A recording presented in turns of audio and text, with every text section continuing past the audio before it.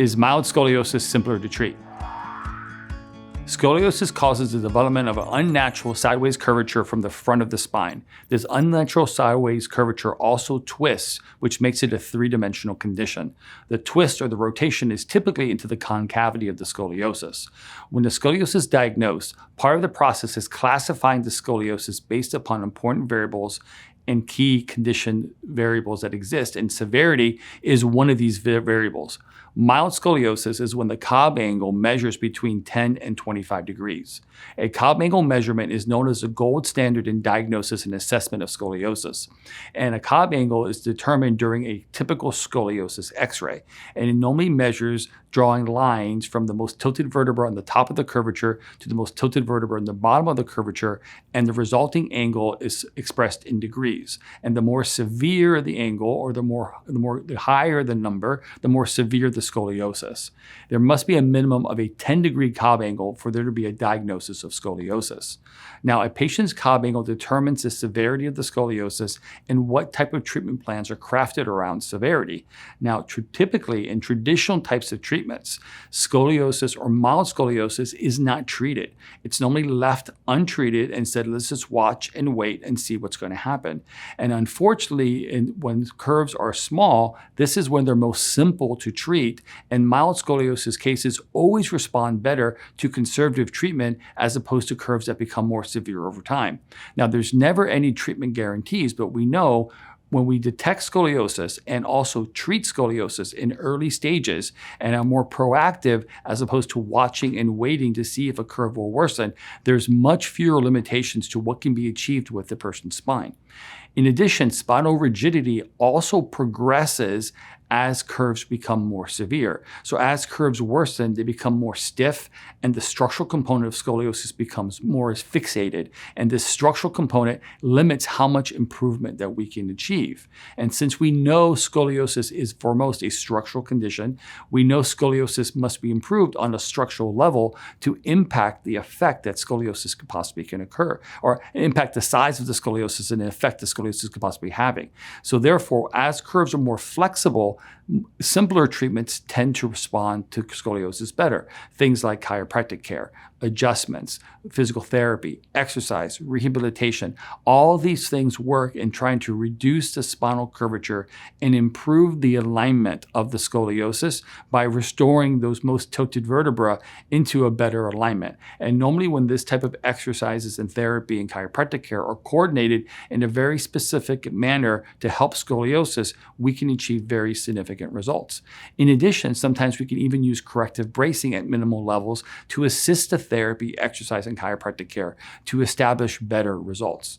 Now, when we look at mild scoliosis, we know mild scoliosis can be a very difficult thing to diagnose. In fact, the average size of diagnosis in scoliosis isn't mild, it's moderate. Most cases are diagnosed at a larger size, and just because the signs of a mild scoliosis can be very subtle even to a trained eye.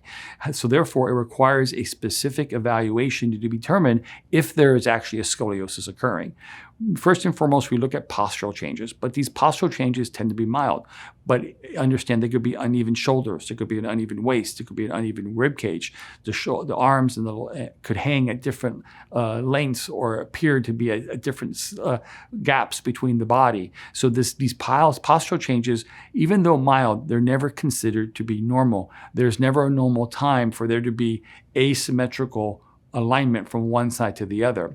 When it comes to discomfort, you think that once a person has scoliosis, they're going to start feeling pain, but actually that is not true. Scoliosis doesn't cause pain, especially in children while they're growing and developing. Normally, pain doesn't normally initiate into patients with scoliosis until they've already hit the adult phase and the curve is already worsened in the adult form as a result of gravity over time, which tends to be compressive. So therefore, since these mild curves don't put significant postural appearances on the person's body, and it doesn't cause significant pain and discomfort initially when this thing is developing, and in young adult stage, many mild scoliosis cases are not treated. Now, unfortunately, where a scoliosis is diagnosed is nowhere relevant to where it's going to get to over time. We know scoliosis is a progressive condition. It is in its very nature to worsen over time. So what every severe curve has in common is that it was once becomes mild, that became moderate and severe and very severe. So therefore, if we were treated those severe curves in the mild form, there was a much less likely chance they would have a severe curve at that current time. So therefore, treating a smaller curve prevents the chance of a more severe curve to happen. However, in traditional approaches, these mild curves are left untreated because even in adolescent form, when curves can worsen quickly, and this is because they say it's not worth treating all curvatures because we know not every curve progresses to the severe stage. It's impossible for us to know which curves will worsen and which curves won't. We actually believe somewhere around 30% of cases worsen to severe stages, but the truth is we don't know which ones will. There's no way to point those out. So therefore, they're willing to risk and see what happened and then treat it only if it becomes severe. What I find interesting, curves under 25 degrees are not treated. So you can have a 25-degree curve and they'll say do nothing in an adolescent stage. And then at 40 degrees, which is 15 degrees later, now they call the scoliosis severe and say that you need a rod in your spine and infusion and surgery, which may alter your entire life. So 15 degrees of progression completely changes the way the curve is treated. We know that the end treatment is a life-altering, invasive surgery that's going to fuse the spine together for the rest of your life, wouldn't it make sense that we would treat curves when they're smaller to prevent this possible surgery? So we know when scoliosis is addressed proactively, it's highly treatable. And as curves become more severe, the treatment becomes more invasive, and also the effects that the scoliosis has becomes more invasive. So when it comes to a progressive condition like scoliosis, we always recommend the best time to treat scoliosis is now, especially if you have conservative approaches that can treat curves while they're mild and have very limited impact on their health and well-being. If your only treatment is spinal fusion and scoliosis surgery, well, of course you would wait for curves to become severe enough to qualify for that. So when there's conservative treatment, mild treatment approaches, and treating curves in the mild state is definitely something that I would recommend.